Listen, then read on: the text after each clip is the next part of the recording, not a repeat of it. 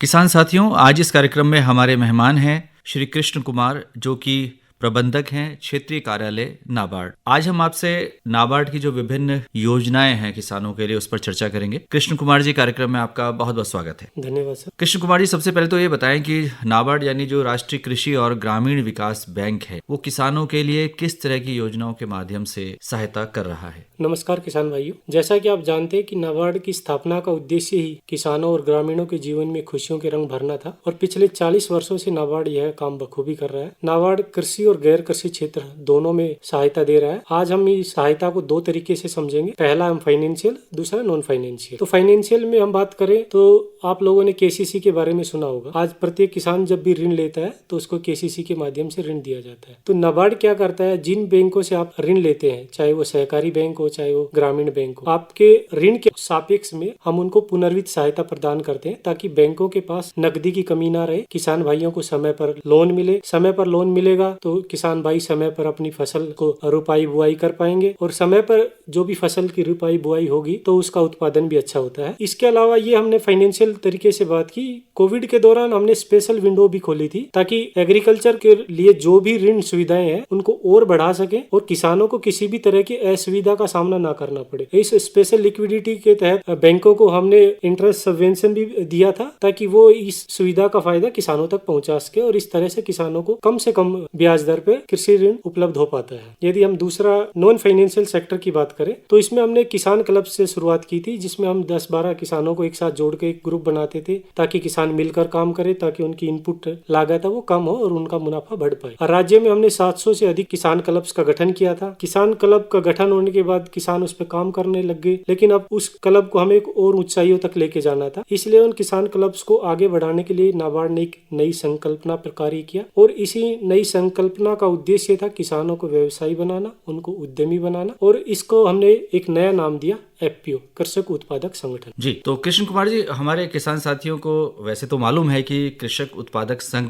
क्या है, लेकिन फिर भी आप बताएं कि कृषक उत्पादक संघ से एक आम व्यक्ति क्या समझे और किसान कैसे किसी एफपीओ से या कृषक उत्पादक संघ से जुड़ सकता है। किसान भाइयों, जैसे कि संगठन का उद्देश्य सभी के हित के लिए होता है, ये एफपीओ की अवधारणा भी इसी के साथ गठित हुई थी और इसमें ये संगठन किसानों का ही होता है, किसानों के द्वारा ही बनाया होता है और किसानों के लिए ही बना होता है। ये एकता की शक्ति को चरितार्थ करता है और संगठन में कार्य करने से किसानों को बहुत से फायदे होते हैं। हम एक उदाहरण से समझते हैं। जैसे एक अकेला किसान बाजार से बीज खरीदने के लिए जाता है तो उसको बीज की कीमत 100 रुपए प्रति किलो मिलती है। यदि उस अकेले किसान के बजाय या 500 किसानों का एक समूह है जो बीज खरीदने के लिए जाता है तो आपको वही 100 रुपए वाला बीज 80 से 85 रुपए में मिल जाता है। यह बात केवल बीज तक ही सीमित नहीं है। यदि आप दवा लेने जाएंगे, खाद लेने जाएंगे और दूसरी एग्रीकल्चर इनपुट से जो है आप जो खरीदना चाहते हैं उस पर आपको बहुत अच्छा मार्जिन मिलता है। ये बात हम खरीदने की बात करें, इनपुट की बात करें, जब हमारा प्रोड्यूस मार्केट में आता है तब कैसे एफपीओ आपको लाभदायक होता है उसके बारे में हम जानते हैं। मान लीजिए कि किसान के खेत में 25 किलो मटर पैदा हो रहा है तो 25 किलो मटर किसान बेचने के लिए कहीं दूर नहीं जाएगा, वो लोकल मार्केट में ही जिस भी रेट पे उसको उपलब्ध होता है वहीं उसी रेट पे बेच देता है। लेकिन यही यदि 100 किसान एक साथ है और उन सब मिलकर उस प्रोड्यूस को बेचना चाहते हैं तो उनके पास एक ट्रक माल होता है, तो वो एक ट्रक माल को बेचने के लिए दूसरी मंडियां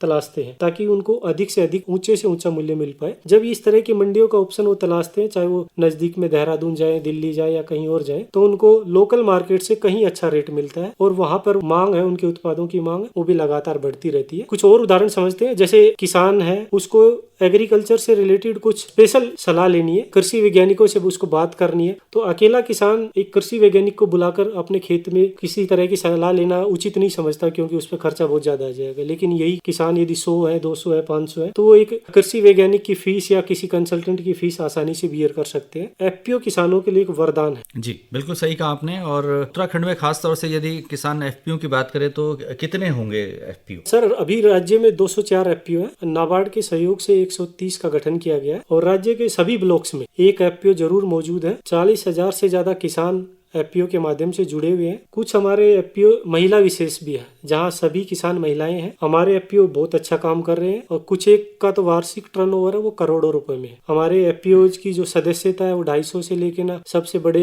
एफपीओ में 1200 किसान सदस्य है। और कुछ एफपीओ तो ऑर्गेनिक उत्पादों के माध्यम से बहुत अच्छी कमाई कर रहे हैं। ऑर्गेनिक उत्पादों की आजकल बहुत चर्चा है और ऐसा सुनने में भी आता है, देखने में आता है कि ऑर्गेनिक उत्पादों की मांग लगातार बढ़ रही है और इसके अच्छे दाम भी मिल जाते हैं। तो हम जानना चाहते हैं कि ये ऑर्गेनिक खेती है जिसे हम जैविक खेती कहते हैं, ये क्या होती है, यदि किसान इसको अपनाता है तो उसके क्या फायदे हो सकते हैं और इसमें नाबार्ड की क्या भूमिका है, किस तरह से नाबार्ड किसानों को मदद करता है ऑर्गेनिक खेती करने के लिए। जी, मैं बताना चाहूँगा किसान भाइयों, ऑर्गेनिक खेती जनरली वो खेती होती है जिसमें केमिकल का उपयोग नहीं होता। हम प्राकृतिक रूप से जो पैदावार होती है उसको हम ऑर्गेनिक खेती कहते हैं।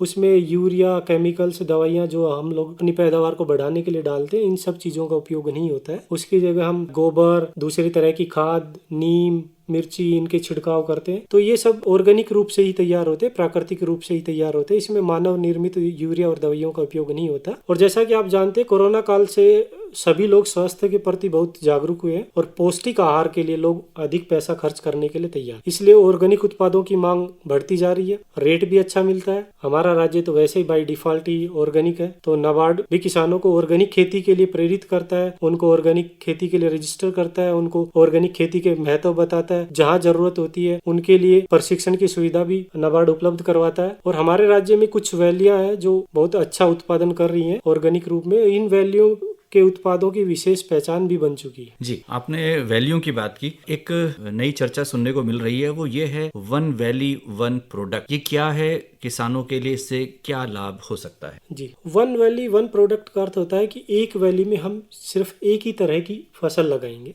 इससे एफपीओ अपनाते हैं तो उनको बहुत फायदा होता है। मान लीजिए कि एक वैली में सभी किसान टमाटर लगा रहे हैं, दूसरी वैली में सभी किसान आलू लगा रहे हैं, तीसरी में मटर लगा रहे हैं। इस तरीके से एक वैली में केवल एक ही प्रोडक्ट कर रहे हैं। तो उससे फायदा ये होता है कि आपके पास उत्पादन अधिक मात्रा में होता है। जब आपके पास उत्पादन अधिक मात्रा में है तो आपके पास खरीदार आपके दरवाजे पर ही आएंगे, आपको कहीं दूर जाने की जरूरत नहीं होती। प्रोडक्शन है तो आपके पास बार्गेनिंग पावर अधिक होती है, आप उसको अच्छे मूल्य में बेच पाते हैं। और बड़े बड़े ब्रांड्स जैसे आईटीसी हो गया, रिलायंस हो गया, अडानी हो गया, पतंजलि हो गया, ये सभी आपके उत्पाद आपसे खरीदने के लिए तत्पर रहेंगे। ये आपके साथ कॉन्ट्रैक्ट भी करेंगे, आपसे कॉन्ट्रैक्ट फार्मिंग भी करवाएंगे और ये आपके लिए लगातार इनकम का एक अच्छा साधन बन सकते हैं। दूसरा, उत्तराखंड के कृषि उत्पाद ऑर्गेनिक है, इसलिए उनका रेट भी आपको मैदानी उत्पादों से कहीं अधिक मिलेगा। और किसान यदि ऑर्गेनिक के साथ साथ तकनीक को भी अपना ले तो उनका उत्पादन अधिक बढ़ सकता है। जी हाँ, कृष्ण कुमार जी, आपने कृषि में तकनीक की बात की। हमारे जो किसान हैं, जो पढ़े लिखे किसान हैं, जो प्रगतिशील किसान हैं, वो तकनीक का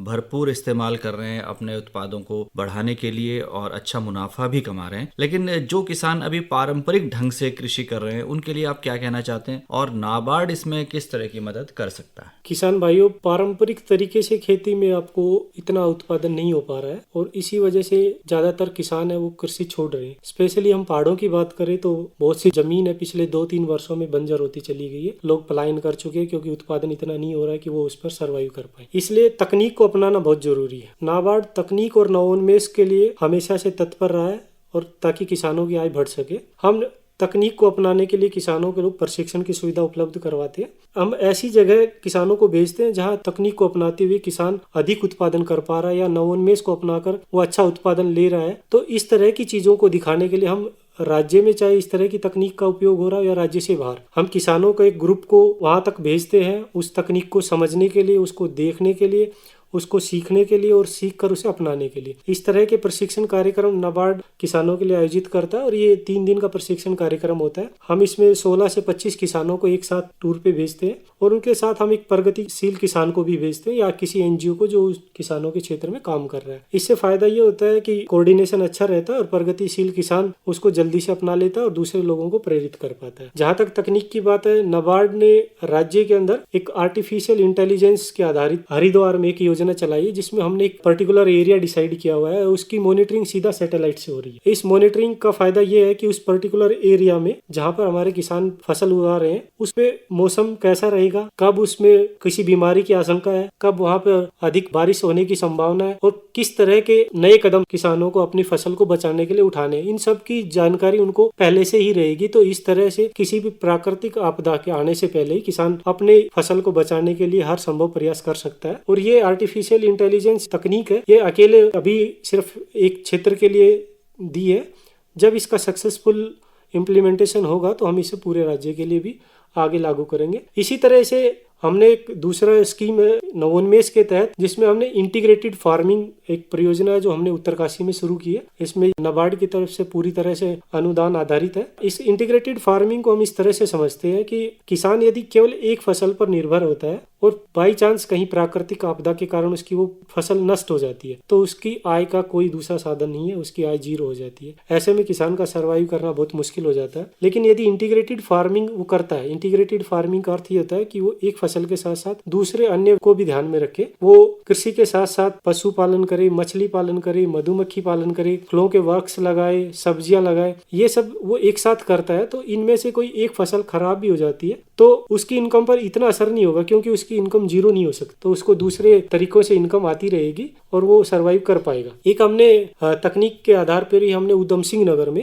केवीके के साथ हमने एक्वापोनिक्स की एक डेमोन्स्ट्रेशन यूनिट भी लगाई है। इसमें हमने किसानों को ये दिखाने की कोशिश की है कि आप अपने सभी उत्पादों का बेहतर तरीके से एक अच्छे चक्र में कैसे उपयोग कर सकते हैं, जिसमें हमने मछलियों के बचे हुए अवशेष को सब्जियां उगाने के लिए यूज करते हैं और सब्जियों के बचे हुए अवशेष को मछली पालन के रूप में यूज करते हैं। तो एक अच्छा चक्र बना रहता है और उससे उनके वेस्टेज बिल्कुल भी नहीं हो पाता और उनकी इनकम कंटिन्यू बनी रहती है। इसके साथ साथ हम किसानों को अंतर्राष्ट्रीय मेले, राज्य स्तर के मेले वहां पर भी भेजते हैं ताकि उनके उत्पादों को नया बाजार मिल सके और उनके लिए व्यवसाय के नए आयाम खुल सके, उनके उत्पादों को लोग पहचाने, उनकी डिमांड बढ़े और उनको एक अच्छा बाजार मिले, अच्छा उचित मूल्य मिले। राज्य में हमने इसके अलावा कुछ और तकनीक आधारित काम किए हैं जिसमें हमने सॉर्टेड सीमन चंपावत जिले में चलाया है, जिसमें हमने 700 से अधिक फैमिलियों को शामिल किया जहां आर्टिफिशियल तरीके से पशुओं का गर्भाधारण करवाया जाता है। इसके अलावा हमने चमोली, रुद्रप्रयाग और पौड़ी में हनी बी ब्रीडिंग सेंटर्स की स्थापना की है ताकि लोकल स्तर पर हमारे किसानों को हनी बॉक्सेज, बी बॉक्सेज है वो मिलते रहे समय समय पर, क्योंकि हमारे राज्य के जो शहद है उनकी मांग बाजार में बहुत अधिक है, वो अच्छे रेट पर बिक रहे हैं। तो हमने किसानों की जो इंटीग्रेटेड फार्मिंग का जो हमने यहाँ अभी आपको कंसेप्ट समझाया उसी को हम आगे बढ़ाने के लिए हमने ये बी ब्रीडिंग सेंटर्स की स्थापना की है ताकि किसानों को दूसरे तरीके से भी इनकम है वो मिलती रहे। इसके साथ साथ हमने जो अभी हमने ऑर्गेनिक प्रोडक्ट्स की बात की थी, हमने local organic farming groups Bageshwar में बनाए। उनको हम बता रहे हैं कि आपको किस तरीके से ऑर्गेनिक फार्मिंग करनी है, 3 साल तक आपको किसी भी केमिकल्स का प्रयोग नहीं करना है और दूसरे तरीके से उनको ऑर्गेनिक सर्टिफिकेशन कहाँ से लेना है, कहाँ उनको अपने आप को रजिस्टर करना है। इस तरह के तमाम प्रशिक्षण कार्यक्रम नाबार्ड के सहयोग से हम उनको दे पा रहे हैं। इसके साथ साथ किसानों के लिए अपने उत्पादों का बेहतर मूल्य लेने के लिए प्रोसेसिंग यूनिट्स भी लगा सकते हैं। वो प्राइमरी प्रोसेसिंग यूनिट, जैसे आप उत्पाद को आप सीधा बेचते हैं तो उसका मूल्य कम मिलता है। आपके पास गेहूं है, आप गेहूं को मार्केट में बेचते हैं तो आपका गेहूं 20 से 25 रुपए प्रति किलो जाता है। यदि आप उसी को प्रोसेस करके आटे के रूप में बेचते हैं तो आज आटा आप देखिए 38 से 40 रुपए केजी के बीच में बिक रहा है। दूध हम बेचते हैं तो सीधा हमें 60-62 रुपए मिलते हैं। यदि हम उसी दूध को पनीर बना के बेचते हैं, घी बना के बेचते हैं तो उसका मूल्य हमें अधिक मिल पाता है। तो किसान मिलकर एक प्रोसेसिंग यूनिट भी लगा सकते हैं। जहाँ बल्क मात्रा में प्रोडक्शन हो रहा है वहाँ किसान कोल्ड स्टोरेज भी बना सकते हैं। इन सब के लिए नाबार्ड सहयोग दे रहा है। नाबार्ड भारत सरकार और राज्य सरकार की योजनाओं का भी समन्वय करके किसानों को अलग अलग तरीके के फायदे पहुंचाने की कोशिश कर रहे हैं। आपने एकीकृत कृषि की बात की, आपने जैविक खेती की बात की, वन वैली वन प्रोडक्ट की बात करी और किसान उत्पादक संघ इनकी बात भी आपने की। उम्मीद है कि हमारे श्रोताओं ने बहुत कुछ जानकारी इस बातचीत के माध्यम से प्राप्त की होगी। अंत में हमारे किसान साथियों से आप क्या कहना चाहते हैं? हाँ, किसान भाइयों, मैं आप सभी से अनुरोध करना चाहूंगा कि आप किसी न किसी एफपीओ से जरूर जुड़े। एफपीओ से जुड़ने के बाद जो आपको संगठन की शक्ति का फायदा मिलेगा वो आपको एक वरदान के रूप में मिलेगा। आप अपने से अभी जो जितना आय कर पा रहे हैं उससे कहीं अधिक आय आप कर पाएंगे और दूसरी तकनीक आप है वो आसानी से अपनी कृषि कार्यों में अपना पाएंगे। साथ ही आप नाबार्ड, भारत सरकार और राज्य सरकार की योजनाओं का फायदा लेने के लिए हमारे जिला विकास प्रबंधकों से मिले। हमारे जिला विकास प्रबंधक हर जिले में तैनात हैं और आप उनसे अधिक जानकारी के लिए आप हमारी वेबसाइट www.nabard.org पर उनका विवरण देख सकते हैं। अंत में मैं किसान भाइयों को यही कहूंगा कि जो भी काम करे मेहनत से करे, मन लगा के करे और उस काम को करने से पहले उस पर होमवर्क जरूर करें। किसी भी सफल परियोजना है उसकी विजिट जरूर करें, उसको देखें, दूसरे लोग उसको किस तरह से काम कर रहे हैं, ताकि अगर दूसरों की गलतियों से आप सीख पाए, वो गलतियां आप अपने काम में ना दोहरा पाए, ताकि आप अच्छे से अच्छा मूल्य अपने उत्पादों का प्राप्त कर सके। तो कृष्ण कुमार जी, आज आप हमारे इस कार्यक्रम में आए और किसान साथियों के साथ आपने बहुत ही महत्वपूर्ण विषयों पर बातचीत की। खास तौर से आपका जो राष्ट्रीय कृषि एवं ग्रामीण विकास बैंक है नाबार्ड, वो किस तरह से हमारे किसान साथियों को विभिन्न योजनाओं के माध्यम से सहायता प्रदान कर रहा है। आपका आकाशवाणी आगमन पर बहुत बहुत आभार, बहुत बहुत धन्यवाद। धन्यवाद सर।